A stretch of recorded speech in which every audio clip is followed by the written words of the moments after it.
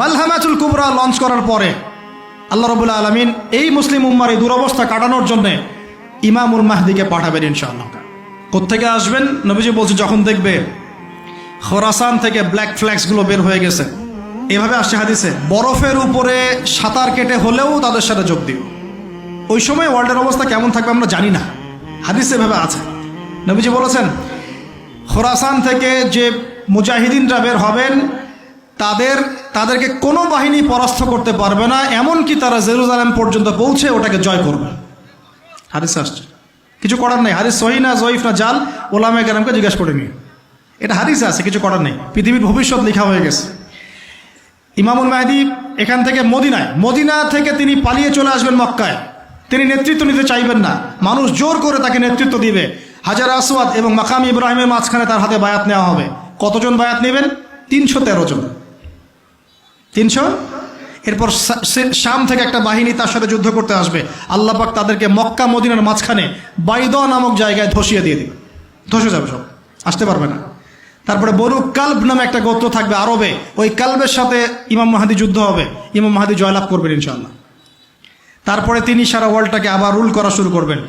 হাদিসে আসছে তিনি গুনে গুনে গনিমতের মাল দিবেন না, মুষ্টি ভরে ভরে মুসলমানদেরকে দান করবেন ইনশাআল্লাহ।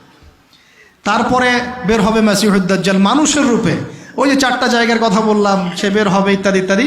এবার সে মানুষের রূপ ধরে আমাদের সমাজে প্রবেশ করবে এবং তার অনুসারীদেরকে নিয়ে ম্যাসাকার করা শুরু করবে। কিন্তু মুসলিমদের মধ্যে একটা বাহিনী শেষ পর্যন্ত তার সাথে যুদ্ধ করতে থাকবে, শেষ পর্যন্ত। লা তুকাতিলুনাল ইয়াহুদ, এমনকি গাছের পিছনে ওরা লুকালেও আল্লাহ নবী বলছেন যে গাছ পাথর কথা বলবে, আমার পিছনে আছে, এসো মেরে যাও। হতে হতে হতে হতে যখন মুসলিমরা একটু কোণঠাসা, আল্লাহ পাক পাঠাবেন আসমান থেকে ওই মাসিহকে, যে মাসিহকে তারা চিনতে পারে নাই। আর ওরা যাকে মাসিহ মনে করছে, তাহলে এই মাসিহটা কে? এ মিথ্যা মাসিহ, মাসিহুদ দাজ্জাল। কথা বুঝতে পারছেন? তাহলে সবচেয়ে বড় প্রতারণার শিকার কারা হচ্ছে? এই ইহুদিরাই। এই বিশ্বের সবচেয়ে বড় প্রতারণার শিকার তারাই হচ্ছে। মাসিহুদ দাজ্জাল ওদেরকেই প্রতারণা করছে, বুঝতে পারেননি কথা? ওদের সাথেই সবচেয়ে বড় প্রতারণা হচ্ছে। ওরা মনে করছে এই সত্যিকারের মাসিহ, সে আসলে আমরা বিশ্ব রুল করব, কিন্তু সে সত্যিকারের মাসিহ নয়। ঈসা ইবনে মারিয়াম আসবেন কিভাবে সেটাও এসেছে। 2 জন ফেরেশতার কাঁধে ভর দিয়ে তিনি নামবেন শাম অর্থাৎ সিরিয়ার দামেস্ক শহরের মধ্যে। কোন শহর? দামেস্ক। এই জায়গাগুলো খুব বরকতময়। আল্লাহ নবী দোয়া করেছেন, আল্লাহ শামে বরকত দাও, আল্লাহ ইয়েমেনে বরকত দাও, আল্লাহ শামে বরকত দাও, আল্লাহ ইয়েমেনে বরকত দাও।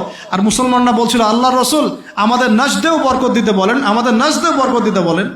আল্লাহ নবী বলছেন যে নাজদে বরকত না, বরং ওখান থেকে ভূমিকম্প বের হবে, ওখান থেকে শয়তানের শিং বের হবে। চিন্তা করেন, ওই যে বললাম নাজদিরা তুর্কিদের বিরুদ্ধে যুদ্ধ করেছিল, অটোম্যান এম্পায়ারের বিরুদ্ধে যুদ্ধ করেছে ব্রিটেনের সাথে হাত মিলিয়ে। ওরাই এখন সারা বিশ্বে, বাংলাদেশে এদের লেসপেন্সার আছে বহুত, বাংলাদেশে এদের বহুত লেসপেন্সার আছে। তারা বলে, ওই যে দেখবেন যে যখনই আমরা এগুলো নিয়ে আপনাদেরকে সচেতন করতে চাই, মানে এরা তো খারাজি হয়ে গেছে, উগ্র হয়ে গেছে, এই হয়ে গেছে, সেই হয়ে গেছে, এভাবে করে গভর্নমেন্ট প্রশাসন সবার কাছে আমাদেরকে বিতর্কিত করার চেষ্টা করে। অথচ আমরা কি কারো শত্রু? আমরা কি এই আলোচনাগুলো করে ওয়ার্ল্ডের প্রেক্ষাপট বদলাতে পারবো? পারবো না। কিন্তু আমাদের প্রজন্মকে আমরা জানাতে তো পারবো, যাতে তারা আত্মবিশ্বাসী হয়ে গড়ে ওঠে যে আমরা এই নতজানু মনোভাব নিয়ে পৃথিবী থেকে যাবো না ইনশাআল্লাহ। আমরা পৃথিবী থেকে মাথা উঁচু করেই যাবো ইনশাআল্লাহ। মুসলিমদের হাতেই বিশ্বের বিজয় লেখা আছে, আস্তে আস্তে বিশ্ব ওদিকে যাবে, এটা তো ওদেরকে জানতে হবে। আমরা ওদেরকে জানাচ্ছি মাত্র। তো নাশ থেকে বের হবে শয়তানের শিং, এটা বলা হয়েছে। যাই হোক, এখন ঈসা ইবনে মারিয়াম আসবেন এই সিরিয়ার দামেস্ক, চুল দিয়ে টপ টপ করে পানি পড়তে থাকবে, মুক্তা ঝরছে এরকম পানি। তার নিঃশ্বাস যতদূর পর্যন্ত যাবে ততদূর পর্যন্ত কাফেররা মরতে থাকবে। সুবহানাল্লাহ। এমনকি তিনি খুঁজতে খুঁজতে দাজ্জাল পর্যন্ত আসবেন। দেখবেন যে মুসলিমদেরকে অবরুদ্ধ করে রাখা হয়েছে, বলবেন দরজা খুলে দাও, নামাজের ওয়াক্ত হবে, আজান দেওয়া হবে, ফজরের ওয়াক্ত। ভাই আমরা যদি ফজর মিস করি, আমরা আসলে ওই বাহিনীতে যোগ দিতে পারবো না, বেঁচে থাকলেও জানি না আমরা অত বছর থাকবো কিনা পৃথিবীতে, আল্লাহই ভালো জানেন, এটা আমরা জানি না। কিন্তু এই বিজয়ে সুবহে সাদিকের সময় লেখা আছে, আজান হয়ে যাবে, ইমামুল মাহদি তাকে বলবেন ইমামতি করুন আপনি। ঈসা ইবনে মারিয়াম বলবেন না, এই উম্মতের জন্য ইমামতির অধিকার দেয়া হয়েছে। বলেন সুবহানাল্লাহ। তিনি ইমামতি করবেন না, বরং মুক্তাদি হবেন। দরজা খুলে দাও, নামাজ শেষে দরজা খুলে দেওয়া হবে। দাজ্জালকে খুঁজতে খুঁজতে খুঁজতে এই প্যালেস্টাইন, এই জেরুজালেমের বাবে লুদ নামক জায়গায় তিনি পৌঁছাবেন। সেখানে দেখবেন মাসিহুদ দাজ্জাল আছে। দাজ্জাল তাকে দেখার সাথে সাথেই লবণের মতো গলতে শুরু করবে এবং সেখানে তিনি তাকে হত্যা করবেন। একজন একজন করে এই সন্ত্রাসী যারা এখন এই নিরীহ মানুষদেরকে হত্যা করছে, এদেরকে হত্যা করা হবে একজন একজন করে, একজনকে ছাড়া হবে না। আমি জন্য বলছি, মন থেকে বলছি, এই যে এক একটা আমাদের বাচ্চা, আমার এক একটা বাচ্চা রক্তের প্রতিশোধ নেওয়া হবে ইনশাআল্লাহ। আমাদের এক একটা বোনের ইজ্জতের প্রতিশোধ নেওয়া হবে ইনশাআল্লাহ। এক একজন ভাইকে যে বুলেট ছোড়া হয়েছে এর প্রতিশোধ নেওয়া হবেই হবে ইনশাআল্লাহ। কে নেবেন? ওই যে বললাম, আপনি পারছেন না, আপনি হয়তো বলছেন দোয়া করছেন এতটুকু পর্যন্তই। ইনশাআল্লাহ তাআলা আল মাহদি আর ঈসা ইবনে মারিয়াম সেটা করে দেখাবেন ইনশাআল্লাহ। তারপরে সেখান থেকে তিনি ইসলামী খেলাফা রিস্টোর করবেন। 40 বছর তিনি পুরো বিশ্বকে শাসন করবেন। কত বছর? তখন অবস্থায় এত সুখ সমৃদ্ধির হবে, একটা ডালিমের খোসার নিচে একটা পরিবার আশ্রয় নিতে পারবে। একটা ডালিম দেখেছেন কতটুকু?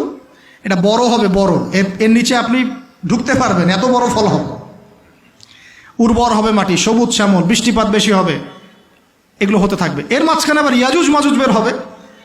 ইয়াজুজ মাজুজ বের হওয়ার পরে পৃথিবী ম্যাসাকার করবে। তারা এমনভাবে পৃথিবীতে ম্যাসাকার করবে যে ঈসা আলাইহিস সালাম এবং তার অনুসারীরা তুর পাহাড়ে গিয়ে লুকাবেন, আত্মগোপন করবেন এবং তাবারিয়া হ্রদের পানি তারা খেয়ে ফেলবে।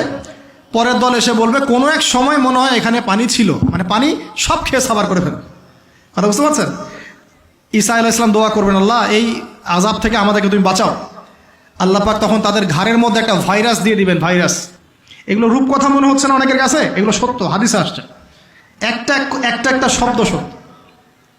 এরপর 40 বছর এভাবে চলে যাবে, ঈসা আলাইহিস সালাম ইন্তেকাল হবে। তারপরে হাদিসে আসছে মানুষ আবারও খারাপ হওয়া শুরু করবে। এত খারাপ হবে, এত জঘন্য হবে যে আল্লাহ শব্দটা বলার মতো একটা মানুষ আর পৃথিবীতে থাকবে না। একটা মিষ্টি মৃদু একটা বাতাস আসবে, এই বাতাস মুমিনদের বগলের নিচ দিয়ে প্রবাহিত হবে এবং যার অন্তরে এক সরিষা দানা পরিমাণ ঈমান আছে, ওই বাতাসে তার জান কবজ হয়ে যাবে। বাকি থাকবে সব এই যে গরু ছাগল হাঁস মুরগির মতো মানুষ, গবাদি পশু। আল্লাহ বলার মতো মানুষ নাই, রাস্তা মোড়ে মোড়ে জেনা করবে। এটা আরো অনেক পরের কথা, অনেক পরের কথা। আমরা ওই যুগ দেখতেও চাই না, বাঁচতেও চাই না ওই যুগে, তাই না ভাই?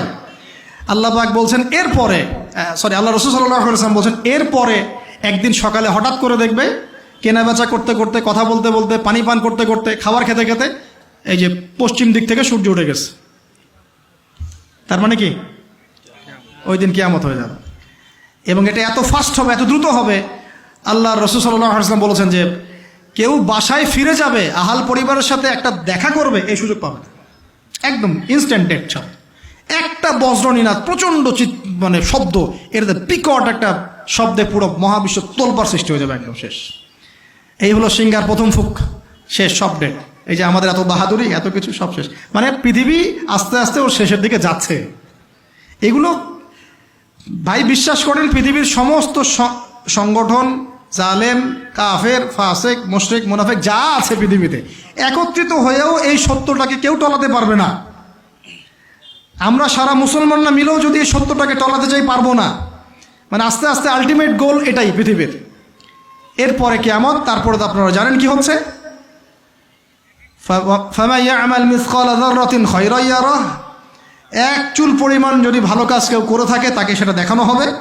ওয়া মান ইয়া'মাল মিসকালা যাররাতিন শাররান ইয়ারাহ, এক চুল পরিমাণ খারাপ কাজ আমরা কেউ করে থাকলে দেখানো হবে। তবে যারা লা ইলাহা ইল্লাল্লাহ এই তাওহীদের উপর থাকবে, যত বড় গুনাহ করুক না কেন আল্লাহ মাফ করে দেবে ইনশাআল্লাহ, ইনশাআল্লাহ। কারণ আমাদের জন্য নবী সাল্লাল্লাহু আলাইহি ওয়াসাল্লাম সুপারিশ করবেন। তাই বলে কি আমরা গুনাহ করতে থাকবো এখন? এটা নবী সাল্লাল্লাহু আলাইহি ওয়াসাল্লামের শান, তার মর্যাদা। আল্লাহ রাসূল সাল্লাল্লাহু আলাইহি ওয়াসাল্লাম এই কথা বলে গিয়েছেন যে কবিরা গুনাহগার মুসলমানদের জন্য আমি সুপারিশ করব।